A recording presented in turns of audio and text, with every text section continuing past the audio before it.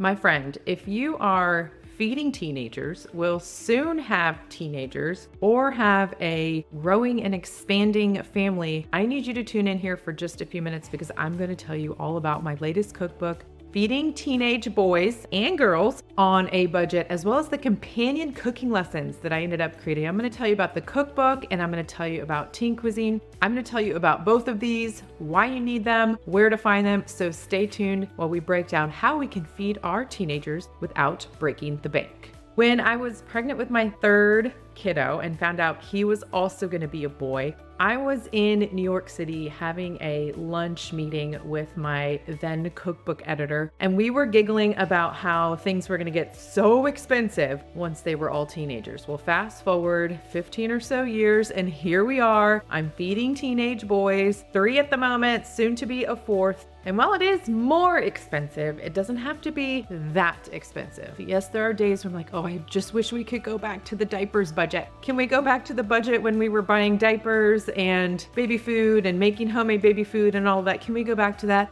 While it is more, it's not extravagantly more. And I'm going to share with you a couple of ideas and tips for how to keep your grocery budget in check when you are feeding teenagers here in this video. And then I'm going to share with you more information about my cookbook and the companion cooking lessons guide for your teens. These are cooking lessons for your teens. We're going to get into that here in just a sec. Here it is. These are my teenagers and soon to be teenager right here. And this is who I have had the privilege of feeding for the last 18, almost 19 years. And counting, with many more to come. And I adore feeding these guys, and I'm doing my very best to do it on a budget. As you know, everything around here in the $5 Dinners universe is all about feeding everybody on a budget with different strategies and with different types of meals and different types of cooking strategies and shopping strategies. I'm going to share a couple of those with you from this cookbook. So this cookbook is part guide, where it gives you some tips and resources and hacks and ways to do this feeding teenagers on a budget that are practical, that you can implement into your current cooking system, if you will, or shopping system, whatever it may be.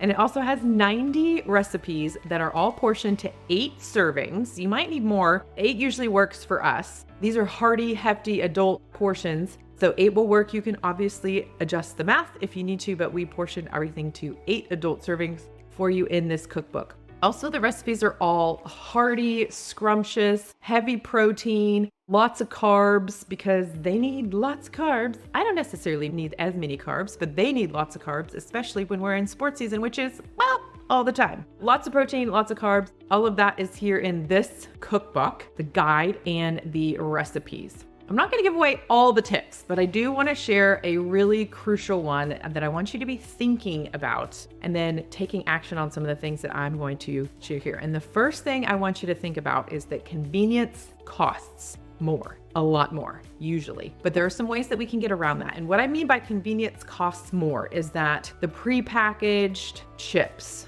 granola bars, grab and go types of snacks. Protein bars are expensive just because they're heavy in protein, and protein is always expensive. And so I want you to be thinking about convenience costs more, then what can you do about that? There are 3 quick things I want to share with you about what you can do to help reduce your convenience costs, because they cost more. And if there's a few things we can do, all the little micro changes that we can make will add up and long-term savings. It's amazing how much you can save long-term. All we think about is today. I need to grab stuff for lunch boxes. I need to grab stuff for snacks before sports activities or before games or scrimmages or whatever. But I want you to be thinking about how much that adds up over time and which one or all of these things that you could do to help offset that.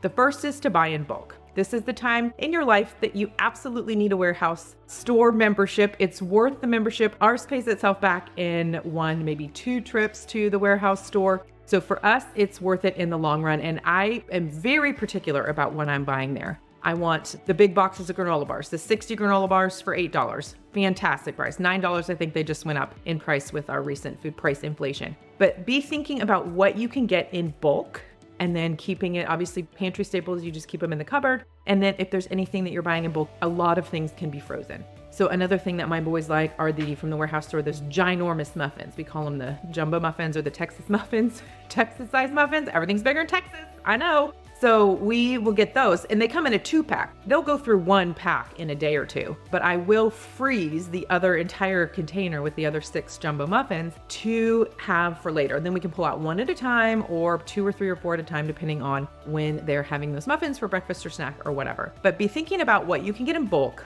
The granola bars, the big muffins, those are things that I buy at the warehouse store almost all the time, because in that case, the convenience isn't that expensive, especially compared to the local grocery store, the regular grocery store, or making your own, right? Okay, so first is buying in bulk, using a warehouse store membership to your advantage for those convenience things that are worth it. Not all of them are, so it is important to. Number 2, price compare. Do a couple of price comparisons for the things that your family likes. Bags of chips. Highly recommend looking on Amazon for the giant packs, the 40 to 60 packs. They exist, you just have to go look for them. And so being mindful of how much you're paying for these convenient snacks and getting them from different places. I actually don't get pre-bagged chips for lunch boxes at the warehouse store because it's not the best price.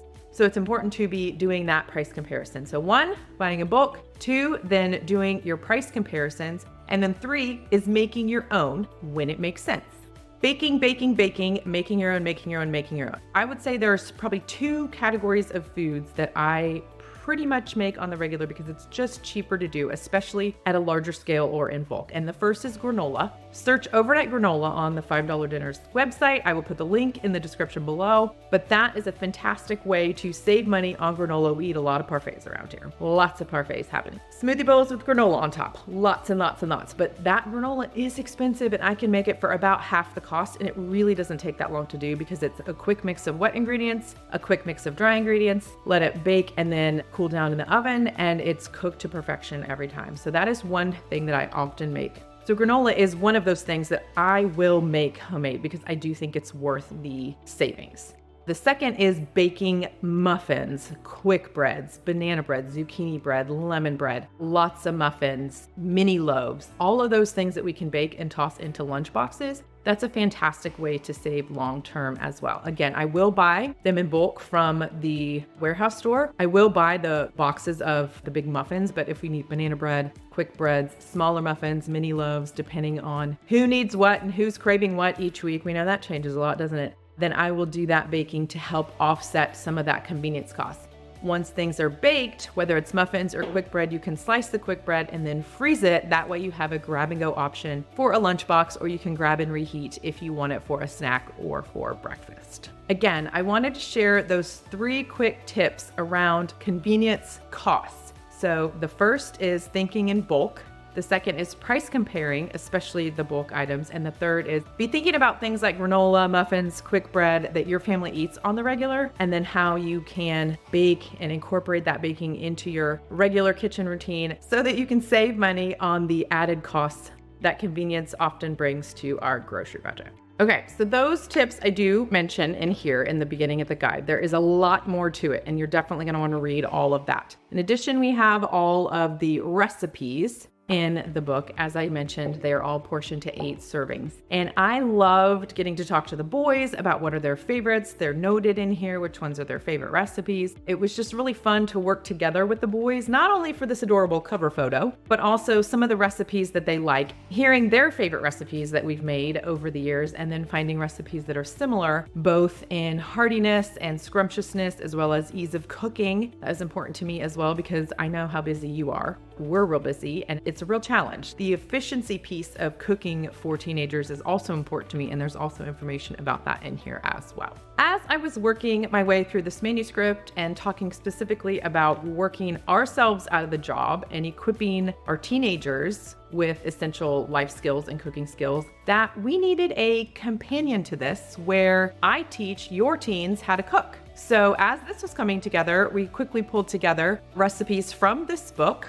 along with videos that are in the form of YouTube shorts, because I know that's what my boys watch, so your boys and girls probably do as well. And so we pulled together this Teen Cuisine companion guide that goes along with it. It is cooking lessons for your teens. It has all of the recipes for the lessons that are in this. It has also shopping lists, and then of course it has information on where to access those videos. They're hidden, they're private. You got to get this in order to get access to those lessons. And the idea is this book is for you and the companion is for your teenagers. And my hope is that together, between Teen Cuisine and then also the recipes in the cookbook, you'll start to spend less money on groceries overall. At the same time, you are helping your teens learn how to cook, help them navigate around the kitchen. And with the hope is with the videos, they can see how it's made, and then they can use the recipes and the shopping lists that are in Teen Cuisine to then get those meals cooked in your kitchen and onto your dinner table.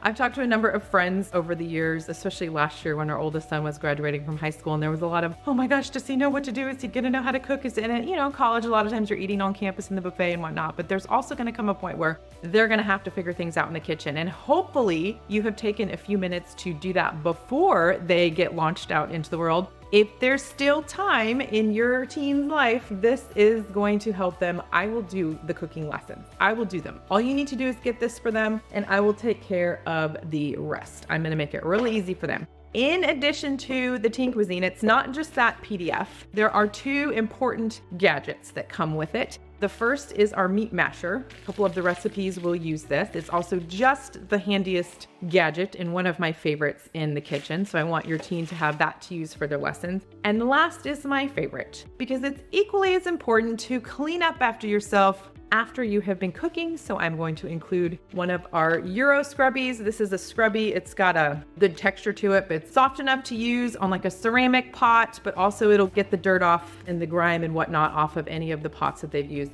So this plus this will get mailed to you, and this Teen Cuisine PDF will be emailed to you. All together, these are going to help equip your teen with cooking and cleaning in the kitchen. I know feeding teenagers is expensive. It can feel really expensive at times, and I'm hopeful for you that between this cookbook and Teen Cuisine cooking lessons, that you will start to see a decrease in your grocery spending while still feeding your teenagers these great, hearty, delicious meals and recipes for dinner at your house.